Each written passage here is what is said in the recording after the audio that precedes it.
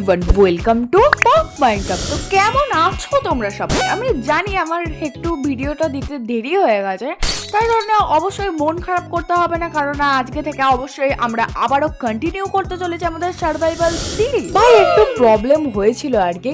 তো যাই হোক, আগের ভিডিও তোমরা যারা দেখেছো তারা তো জানোই আমার নেদার আর্মার প্রায় তৈরি হয়ে গিয়েছিল, মানে 90%ই বলতে পারো। 10% কোথায় গেল সেটা হচ্ছে হেলমেটে, কারণ হেলমেটের জন্য আমার লাগতো আরও একটা স্মিথিং ট্যাবলেট। আমার কাছে অবশ্যই একটা আছে, কিন্তু আমি চাইছি একটা এক্সট্রা আমার কাছে রেখে দিতে, কিন্তু আমার কাছে ডায়মন্ড ছিল না বলে আমি কিন্তু ওই স্মিথিং ট্যাবলেটটা ইউজ করিনি।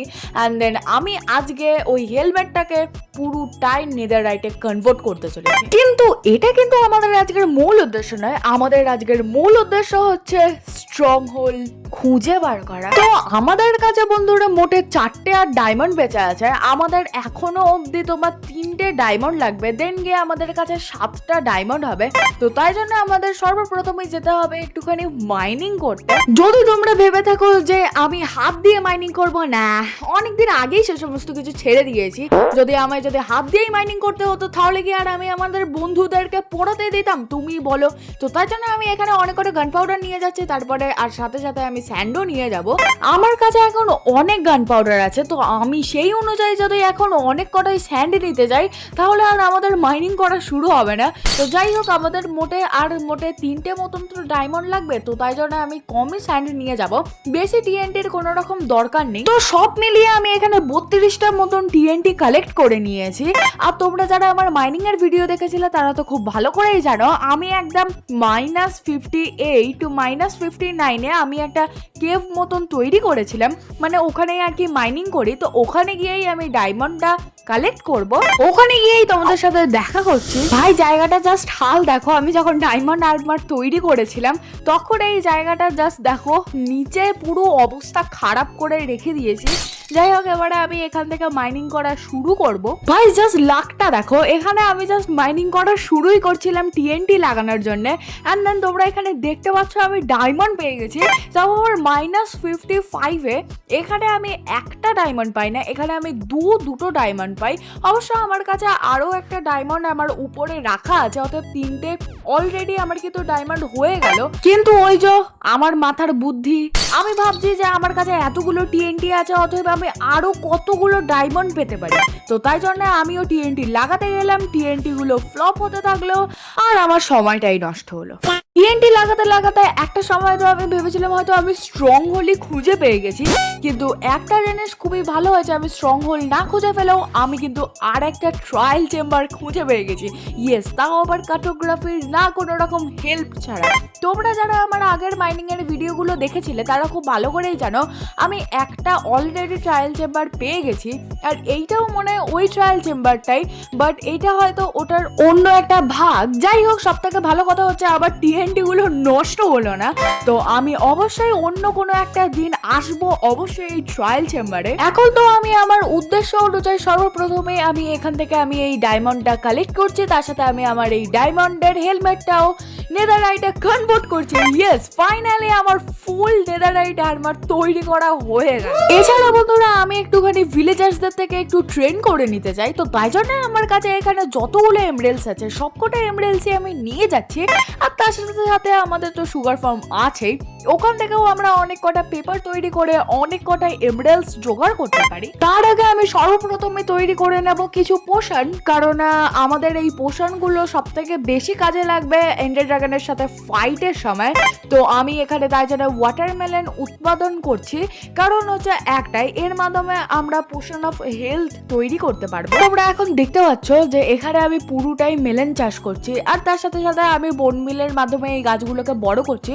খুব সহজেই আমি এখান থেকে তরমুজ উৎপাদন করতে পারছি, অ্যান্ড দেন ওগুলোর মাধ্যমে আমি আরো বেশি সিড তৈরি করতে পারছি। যাই হোক, আমি এর মাধ্যমে এই যে গোল্ডেন ওয়াটারমেলন তৈরি করে নিচ্ছি। এরপরে আমি অকওয়ার্ড পোশন তৈরি করে নিচ্ছি, কারণ হচ্ছে একটাই অকওয়ার্ড পোশন না তৈরি করলে অবশ্যই আমরা হেলথের পোশন তৈরি করতে পারবো না।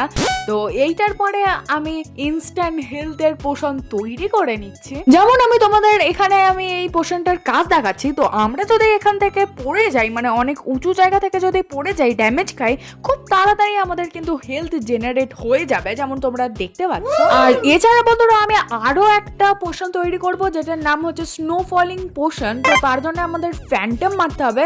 তো তাই জন্য আমি এখন রাত জাগার জোনাকি হয়েছি, শুধুমাত্র ওই ফ্যান্টম গুলোর আসার অপেক্ষা করছি, এই আর কি। কিন্তু এখনো অব্দি আমাকে 2-3 দিন তো জেগে থাকতে হবে আই গেস। তাই রাতে ছাদের উপরে হাঁটতে থাকি, বৃষ্টিতে ভিজতে থাকি, বাজ পড়তে থাকে, সব ভেঙে যায়, তাও আমি হাঁটতে থাকি। এরপরে আমি দেখতে পাই আমার মাথার উপরে ফ্যানটা উড়ে বেড়াচ্ছে। ইয়েস, আমার মাথার উপরে ফ্যানটা উড়ে বেড়াচ্ছে, কিন্তু ওরা আমাকে কোনোভাবে আহত করছে না, মানে আমাকে কোনো রকম ভাবে ড্যামেজ করছিল না। আমি চেষ্টা তো করছিলাম ওদেরকে মারার, কিন্তু স্টিল ওরা আসছিল না। কিন্তু তারপরে আমি দেখতে পাই আমার যেখানে গান পাউডার ফার্মটা আছে সেখানে এই সকল ফ্যান্টমগুলো আটকে গিয়েছিল, প্রায় অনেক কটাই বেশ ফ্যান্টমগুলো আটকে গিয়েছিল। দেখতে পেয়ে আমি 2-3টে মতন ফ্যান্টম মারি। এরপর ফাইনালি আমি ফেদার ফলিং পোশনটা তৈরি করি। এটা টাইমিং ছিল খুবই কম, মোটে 1.5 মিনিট। তো তাই জন্য আমি রেডস্টোনের মাধ্যমে আমি এটা টাইমিংও বাড়িয়ে 4 মিনিট। এরপরে আমি আমার আর্মারগুলোকে ইনচ্যান্ট করি। তারপর আমি এই সকল লাইব্রেরিয়ানদের থেকে কিছু বই কিনি, যেগুলো আমার মনে হচ্ছিল বেশ ভালো ভালো বই। এরপরে আমি আমার আর্মারগুলোকে ভালো করে আপডেট করি, তারপরে বইয়ে ইনফিনিটি লাগাই, অ্যান্ড দেন আমি স্ট্রং হোল খোঁজার জন্য আমি আই অফ এন্ডার তৈরি করি।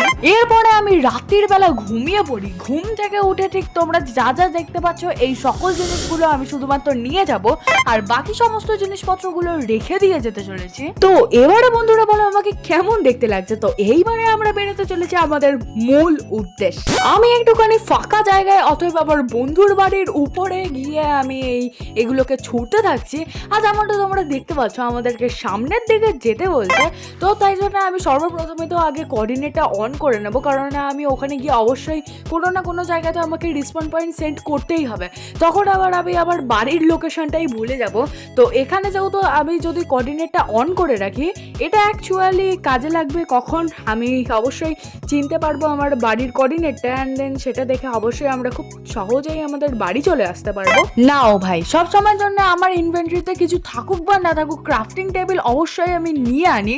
কিন্তু দেখো আজকে কিরকম অবস্থা, দেখো আমি ক্রাফটিং টেবিলই আনিনি। তাই জন্য আর কিছু করেনই নেই, এই গ্রাস ব্লকগুলোকে আমাকে হাত দিয়েই খুঁড়ে খুঁড়ে যেতে হবে। বিগত 200 বছর ধরে আমি পা দিয়ে চলেই যাচ্ছি, কিন্তু এইটা সামনের দিকে এগিয়েই যাচ্ছে, মানে এরকমও দেখাচ্ছে না যে মাটির ভিতরে ঢুকে যাচ্ছে।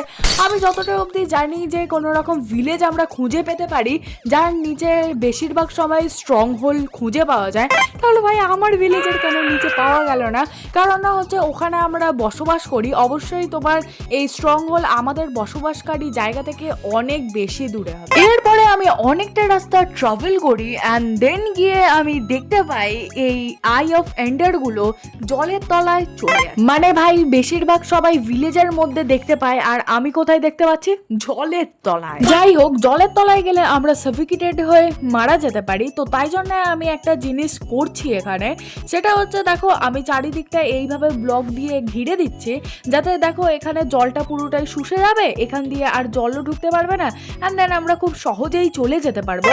কিন্তু ব্যাপারটা হচ্ছে এই চারপাশ দিয়ে জল আসলেই সব থেকে বেশি প্রবলেম হয়ে যাবে। কিন্তু এইভাবে ডিগ করতে করতে আশা করছি আর কোনো রকম জল আসবে না। দেখো 1 নম্বর কথা তো আমি মাইনাসে ছিলাম, সেখান থেকে দেখো আমি প্লাসে কতটা অবধি ট্রাভেল করে এসেছি, তারপরেও যদি এত নিচে চলে যাচ্ছি, আমি জলের তলায় আমাকে পাঠিয়ে দিচ্ছে, একটাকেও ভিলেজ দিচ্ছে না, এটা ভাই আমার সাথে খুব খারাপ করা হয়েছে।